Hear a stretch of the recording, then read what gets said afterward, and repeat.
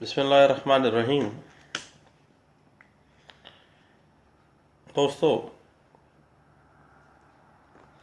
Civil practice में एक बड़ा ही टेक्निकल सा इशू है, लिस्पंडेंस।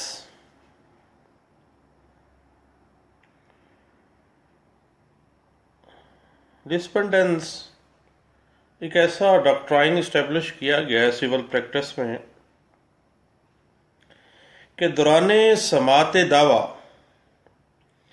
किसी जायदाद को किसी दीगर के हक में ट्रांसफ़र करना लिस्पंडेंस के ज़ुमरे में आता है।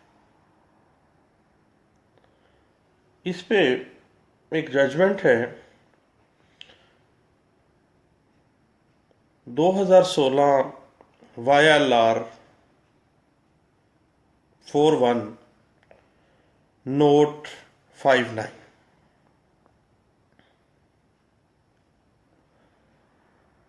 दायरी दावा से लेकर केस के फाइनल फैसले तक डिग्री होल्डर के हकूक पर असरअंदाज हुए बगैर लिस्पंडेंस का अतलाक होता है। ये रूल इस्टेब्लिश किया गया, एक प्रेसिडेंट है, नोट फरमा लें, 2016 MLD 594।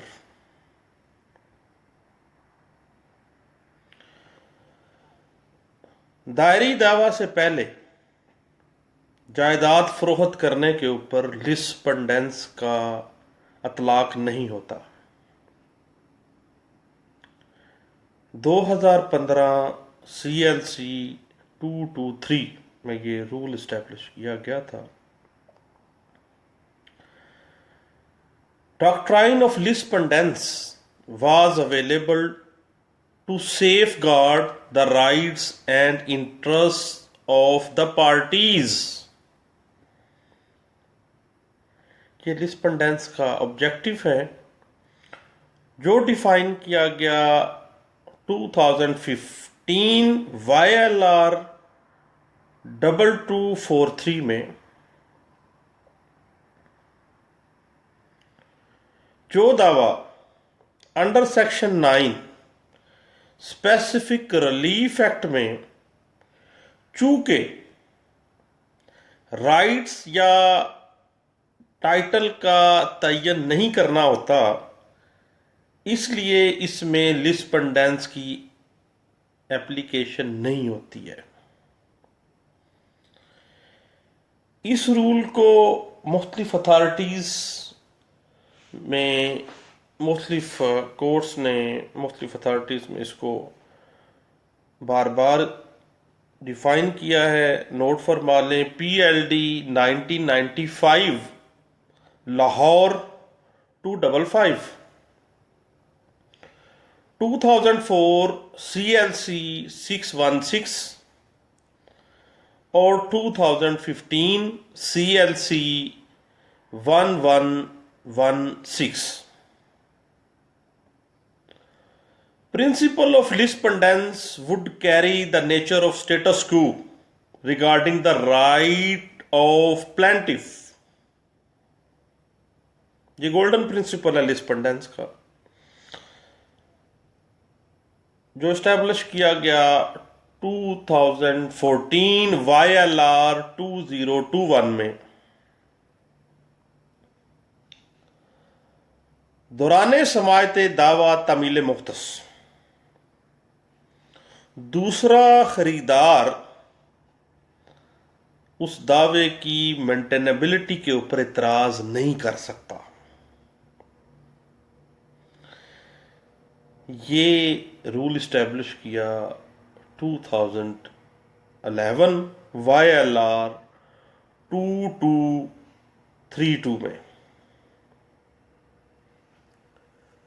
फिर मामला अपील तक जाता है। अपील चूंकि शुरू से दायर करदा दावे का ही तसलसल होती है, इसलिए अपील के फैसले तक लिस्पंडेंस का इतलाक होता है। PLD 2009 कराची 3A2 इस प्रिंसिपल की फेवर में। दौरान समात दावा, डिफेंडेंट के हक जो है उसके हक में सेल की सूरत में जो इंटरम इंजेक्शन जारी किया गया है उसके ऊपर लिस्पेंडेंस का अतलाक होगा। 2009 YLR 547 इस चीज को इस्टेब्लिश करती है। Rule of lis pendens can be used as a tool for refusal to grant temporary injection,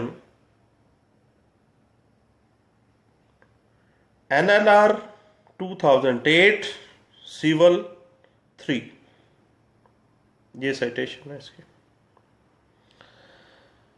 revenue officer और रेवेन्यू कलेक्टर के पास जो जेरे समात केस हैं उन केसेस के ऊपर भी लिस्पेंडेंस का तलाक होता है। 2007 MLD 1236 इस रूल को इस्टेब्लिश कर रही है।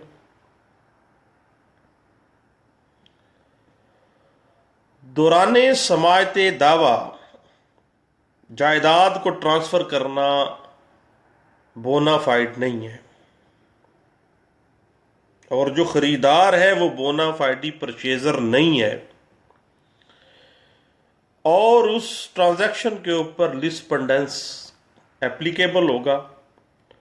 ये रूल इस्टेब्लिश किया गया 2002 MLD 1409, 2005 MLD 376 में।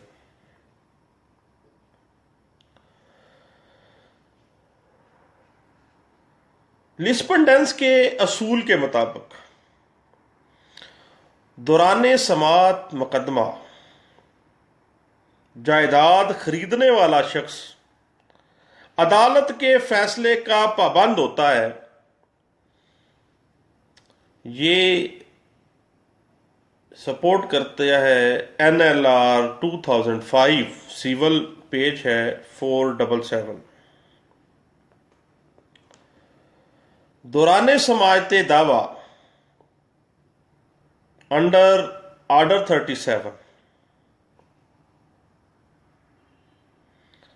जायदाद को अगर उस दौरानिए में ट्रांसफर कर दिया जाता है तो अंडर ऑर्डर 37 के जो दावा जात हैं उसमें अगर जायदाद ट्रांसफर की जाती है तो लिस्पेंडेंस एप्लीकेबल नहीं है। ये रूल इस्टेब्लिश किया गया NLR 2005 सिविल है, पेज है 586।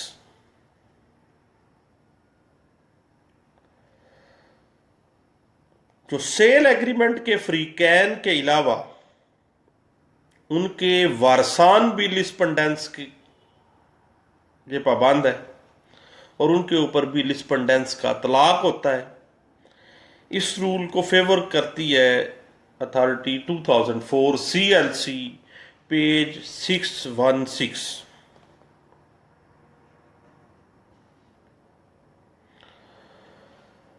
लिटिगेशन के दौरानिए में कोई भी सेल डिग्री जो है वो हक के शुफा के ऊपर असरअंदाज नहीं होती है।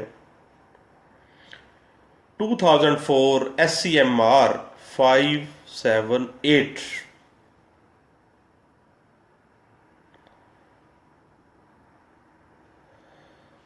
लिस्पेंडेंस की ग्राउंड के ऊपर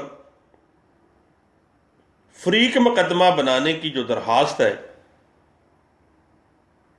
फ्रीक मुकदमा शामिल करने की जो भी एप्लीकेशन आएगी, लिस्पेंडेंस की ग्राउंड के ऊपर उसको खारिज नहीं किया जा सकता। 2004 MLD 1395 इसको सपोर्ट कर रही है।